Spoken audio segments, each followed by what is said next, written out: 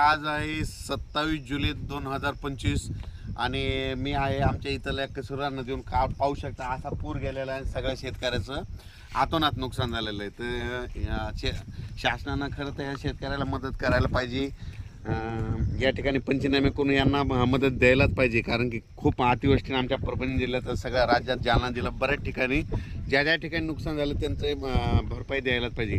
आणि आज या ठिकाणाहून मी शेतकऱ्यासाठी एक खास करून एक आनंदाची बातमी देणार आहे, कारण की राज्यामध्ये उद्या 28 तारखेला म्हणजे उद्या सोमवारी सूर्यदर्शन होणार आहे.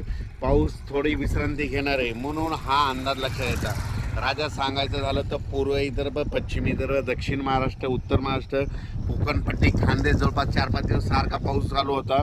कुठं रिमझिम पडला, कुठं मुसळधार पडला, कुठं अतिमुसळधार पडला, कुठे वडे नाले वाहिले, कुठे नदीला पूर आला, कोणत्या धरणाचं पाणी सोडलं, असा पाऊस पडला. पण शेतकऱ्याला आता अपेक्षा आहे की हा पाऊस कधी उघडतो. तर सर्व शेतकऱ्याला सांगू इच्छितो की उद्याच्याला म्हणजे सोमवारी उद्या 28 तारखेला सूर्यदर्शन ठिकठिकाणी होणार आहे. 29 तारखेला आणखीन खूप ठिकाणी सूर्यदर्शन होणार आहे, म्हणून हा अंदाज लक्षात घ्यायचा. ज्या ठिकाणी पाऊस नाही पडला तसं म्हणजे आज 27 तारखेला बऱ्याच ठिकाणी पाऊस पडणार आहे. काही ठिकाणी सूर्यदर्शन होईल आणि परत जोराचा पाऊस आज आणि उद्याचे दिवस पडणार आहे, म्हणून हा अंदाज लक्षात घ्यायचा. पण एकदम असं बंद होणार नाही. उद्याच्या दिवस आणखी थोडा पाऊस आहे, फक्त मात्र उद्याच्याला मात्र उद्यापासून थोडी विश्रांती घेणार आहे, म्हणून हा अंदाज लक्षात द्यायचा. शेतकऱ्यांना एक विनंती, आता काय करायचं, 28 तारखेच्या नंतर सूर्यदर्शन झाल्याच्या नंतर तुम्ही काय करा, जवळपास 11 तारखेपर्यंत 11 ऑगस्टपर्यंत म्हणजे पाऊस विश्रांती घेईल. मग तितक्यामध्ये तुम्ही शेतीचे कामे करून घ्या, फवारणी करून घ्या, खत घालून घ्या, कारण की राज्यामध्ये जवळपास 10-12 दिवस विश्रांती पावसाची राहील.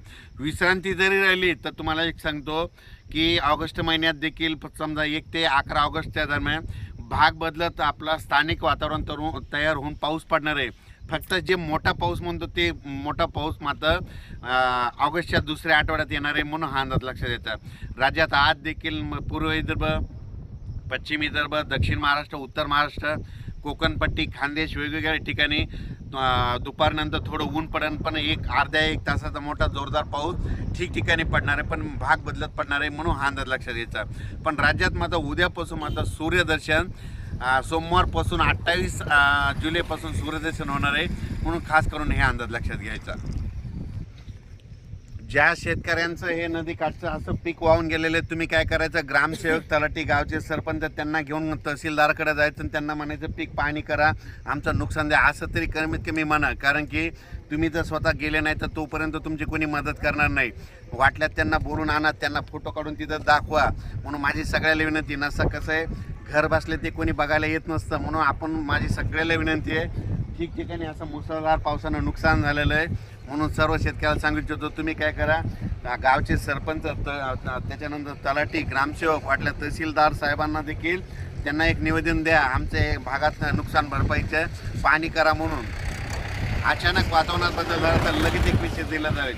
पण राज्यात मात्र उद्या 28 तारखेपासून सूर्यदर्शन होणार आहे, म्हणून खास करून शेतकऱ्यासाठी आनंदाची बातमी.